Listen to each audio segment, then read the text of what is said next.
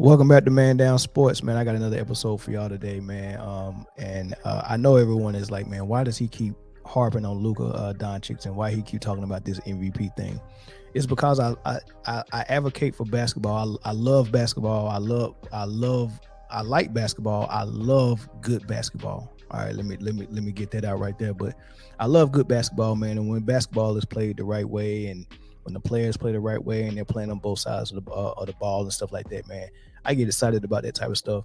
But on the other hand, when I see players not playing that way, it don't bother me until there's a push to make this player the next great thing, and they're telling everybody, hey, this is the gold standard, when I know it's not. Like I can't value someone playing basketball the wrong way or playing bad basketball. So with that all being said, man, I heard a couple of clips, man. It's the first time I probably play more than one clip on one episode, but I got three of them, man. And it was so good because it was conversations going around the league about the MVP. I think one of these clips is from 2 weeks ago. Before Luka, like right now they're 10th in the West, 1 or 2 games below 500. That's just not that's not MVP level basketball, but people still got him in the MVP discussion, man. So I'm gonna play a couple of clips. One from Tim Legler. I like his analysis. He's a real one. He's honest. He don't seem like he has any alliance with any players, so he's not afraid to criticize players. He's not, So I like Tim Legler a lot when they invite him on to have a conversation. So this first clip I'm gonna play is something Tim Legler said, where he just really explained everything that's wrong with the Dallas Mavericks and Luka Doncic, right? I'm gonna play that, and then there's a clip from Kendrick Perkins that I'm gonna play, and then there's another clip from a guy responding to Kendrick Perkins. So I'm gonna play that, and then we'll have a conversation. Legs, how much trouble are Luka and the Mavs in? It doesn't look good right now. I tell you, this is a team whose standard is a little bit different than a lot of teams. They went to the conference finals a year ago. I know they had some roster change with Jalen Brunson leaving, but they also brought in some guys that were supposed to help replace some of that. And you look up, they're 40% of the way through the season, and they're under 500. So they've been one of the biggest disappointments in the NBA for me, and I think there's a couple of reasons for it. Definitely defensively, they've taken a step back. They finally got themselves to a top 10 position in the NBA defensive rating last year. I think it changed their season around. This year, they're back to middle of the pack. They play too slow. They're last in the league in fast break points. They never really get any surge up the court.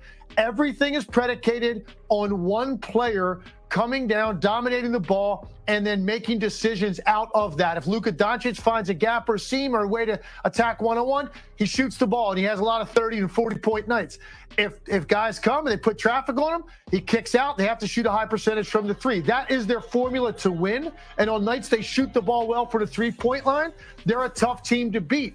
But unfortunately, that hasn't happened enough this year. So you look up, and now this team floundering under 500, where they are, knowing that there are teams in the West End that are definitely going to get better as they get guys back, as they reincorporate injured players, some of whom are star players, into their lineups. You know there's going to be light at the end of the tunnel for some of these other teams that maybe don't have the record we expected.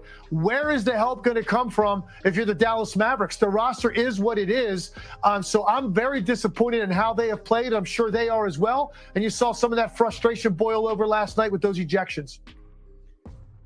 Excellent analysis from Tim Legler, man. I appreciate that.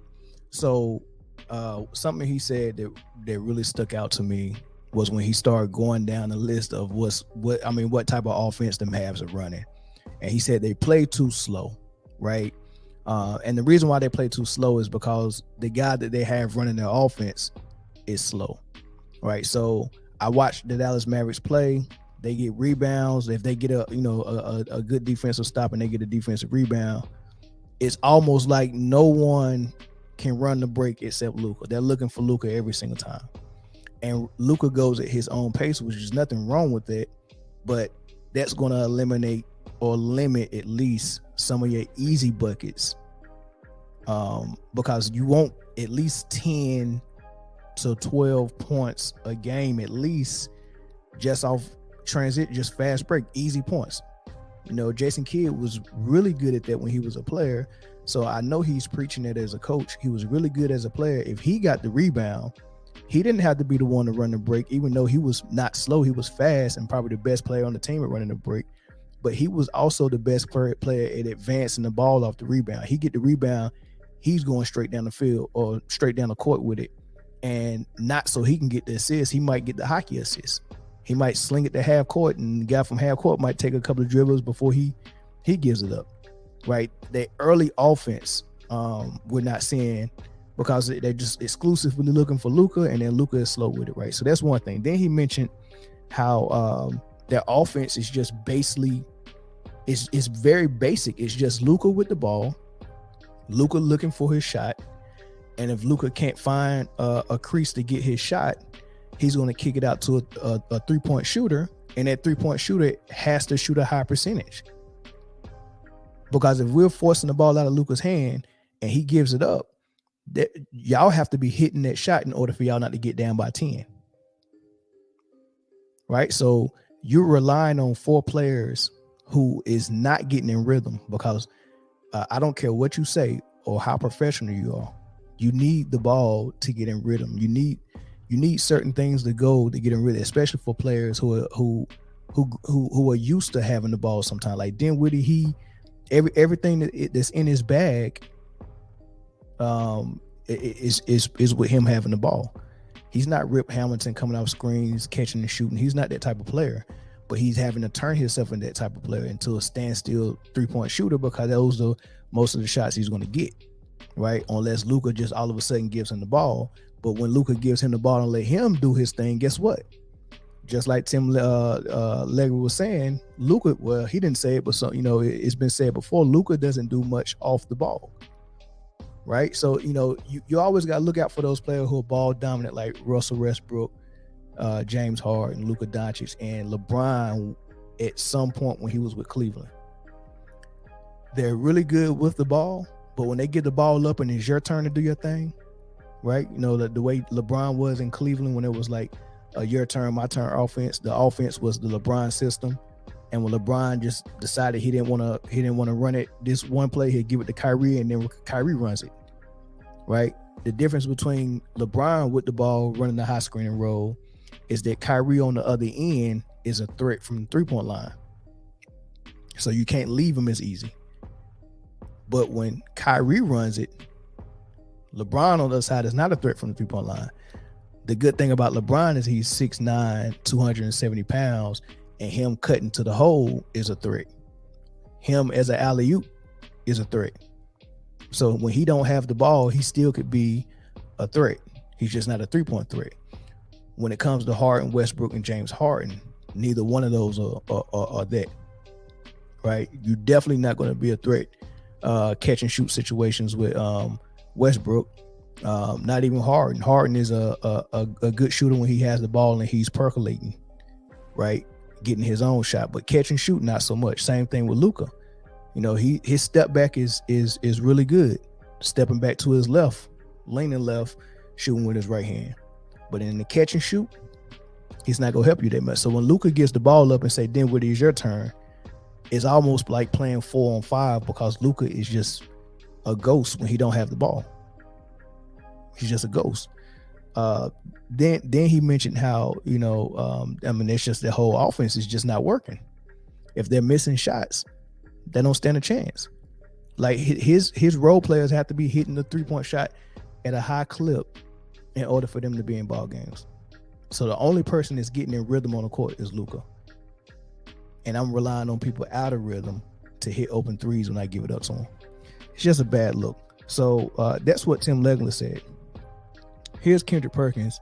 And lately, Kendrick Perkins has been speaking a lot of good truth. And I don't know what got into him, but I think he's shaking this program, and he's like, I'm not going with this flood that's going in this Luka direction. And he's been resisting against it, and he's been vocal. So I'm gonna play another thing. I think they was asking about the MVP, whether it was KD, if he was in the mix or not. Kevin Durant in the center of the conversation. And I'm wondering, can you build a case for him to legitimately be in this MVP conversation? Absolutely you can. Absolutely you can. And KD's been balling. Like, this is probably the best I've seen him play since he won the MVP award in Oklahoma City. And that's on both ends of the floor. But look what the change of a leader, of a coach would do. Like, all of a sudden, Jock Vaughn got these guys buying into his defensive system, holding them accountable, getting the best out of every single player, finally playing Cam Thomas. But, I mean, I don't know how KD couldn't be in the MVP race. Like, KD, to me, is more in the MVP race right now than Luka is. And let me tell y'all why. Like, I keep harping on the fact that the Dallas Mavericks are sitting at 500 or maybe one game above 500. They keep going back and forth. There's no way in hell you could put a guy in the MVP conversation with a team record like that. Like, not only do you have to be having great individual numbers, but your team got to be winning. And right now, the Brooklyn Nets are winning. See, and that's what I respect about Kendrick Perkins, for him to say that. I respect what Tim Legler said as well, man. They're calling it out. They're calling it like they see it, right? And Tim Legler is calling it like you see it, but Perkins is going a step further and calling out the people who are trying to push this MVP and Luka on the public. And like, if you love basketball, you gotta advocate for basketball. Just because you like Luka don't mean you have to move the goalposts and change criteria to fit it so he can get an MVP. We have never honored a team that wasn't winning by giving their best player the MVP. We've never honored it. So you're gonna lower the bar, and now all of a sudden your team don't have to be winning. All you got to do is just get the numbers. Just put the numbers up. Just put the numbers up, and then we can put you into the conversation. No, don't lower the bar just because you like Luka. You got to like basketball more than you like players, right? If you like basketball more than you like players, you won't bend and break whatever rules that we try, or whatever unspoken rules or whatever criteria that we have out there for certain things and certain awards. You just got to advocate for basketball, not the player. And there's an award out there for Luka to get. He can chase the scoring title. That's good. All he got to do is meet the minimum threshold of games. I think it's 60 games you have to play. Play your 60 games, average your 33 points, get the scoring title. That'll be your first scoring title. Great. But the MVP is for people who are valuable on offense and defense. And whatever you did on offense and defense actually led to your team winning and team success. Right? So right now, Luka only have one leg of that triangle. He's got the offense down pat. He don't have the defense and he don't have the team success. That's two things he's missing, right? I'm gonna let you hear what it sounds like when people continue to push for Luka in this MVP discussion when he shouldn't be in the discussion. Who do you have when it comes to the MVP race? Well, I just want to say I love you both, and I appreciate that Perk in America is exercising his right to an opinion. There is a name on there that I think is not getting enough love, and it's Devin Booker. However, RJ, I agree with you. I think Luka Doncic, who was the preseason favorite, has done nothing to lose that this season.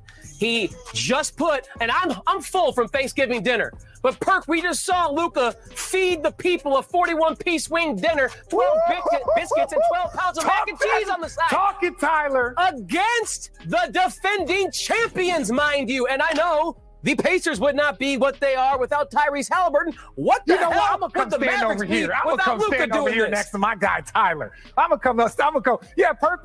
Yeah, I'm gonna come stand next to Tyler because Tyler's speaking that gospel. Yeah, so a team that's sitting at 500, yeah, Luka could be the front runner and still in the conversation for MVP. I mean, I'm not saying it's not going to change, right? We have updates. They have MVP updates. They have team ranking updates all throughout the season. But if we're talking about right now, and we're talking about what we have, the criteria, what's required in order for somebody to win the MVP is, one, the player, yes, has to perform at a high level. Two, the team has to be winning, not sitting at 500, winning. I mean, just let me know. I mean, he's right, man. Like, how can we just exclude that, man? And they're in disgust that Kendrick Perkins is saying, let's keep the bar high. Like, come on, man, do your thing on the floor, and let that also lead to wins, right? I mean, because if that's the case, if we could just go out there and just throw points up all day long and lose and still be in the MVP discussion, what's the whole point of trying to win? Like, the whole point of this game is to try to win, right? So if whatever you're doing is not leading to wins or the most wins, right, then what you're doing is in vain. What you're doing is not validated. Like, whatever you do has to be validated by winning, right? If I come out here and tell you, hey man, what is the GOAT criteria? How can I determine who the best player is, right?